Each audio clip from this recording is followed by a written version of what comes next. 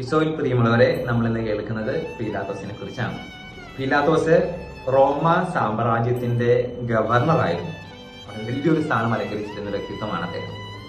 അന്നാസും കയ്യഫാസും കൂടി ചേർന്ന് ഈശോയില് ദൈവദൂഷണ കുറ്റം ചുമത്താൻ പറ്റാത്തത് കൊണ്ട് രാജ്യദ്രോഹ കുറ്റം ചുമത്തി പീലാത്തോസിന്റെ അടുക്കിലേക്ക് അയക്കുകയാണ്.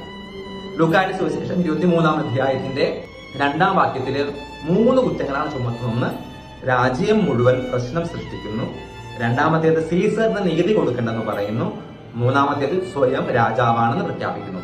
എന്നാൽ പീലാത്തോസിന് ഈ 3 കുറ്റങ്ങളും ഈശോയിൽ കാണാൻ കഴിയുന്നില്ല എന്നത് ലൂക്കായുടെ സുവിശേഷം 23-ാം അധ്യായത്തിന്റെ 4-ാം വാക്യത്തില് നമ്മൾ വായിക്കുന്നുണ്ട്. അപ്പോൾ ഈശോയിൽ കുറ്റമൊന്നും കണ്ടില്ല. എങ്കിലും പീലാത്തോസ് ലൂക്ക 23:25 പറയുന്നുണ്ട്, അവൻ അവരുടെ ഇംഗിതത്തിന് വഴങ്ങി ഈശോയെ കുരിശുമരണത്തിന് വിട്ടുകൊടുത്തു. അവൻ വളരെ വെടിപ്പായിട്ട് കൈ കഴുകി ഒഴിയുന്നു.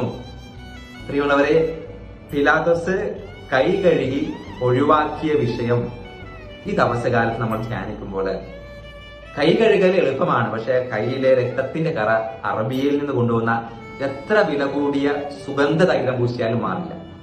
നമുക്ക് പ്രാർത്ഥിക്കാം, ധ്യാനിക്കാം. ഇങ്ങനെയുള്ള കൈ കഴുകല് നമ്മുടെ ജീവിതത്തിൽ ഉണ്ടാകാതിരിക്കട്ടെ.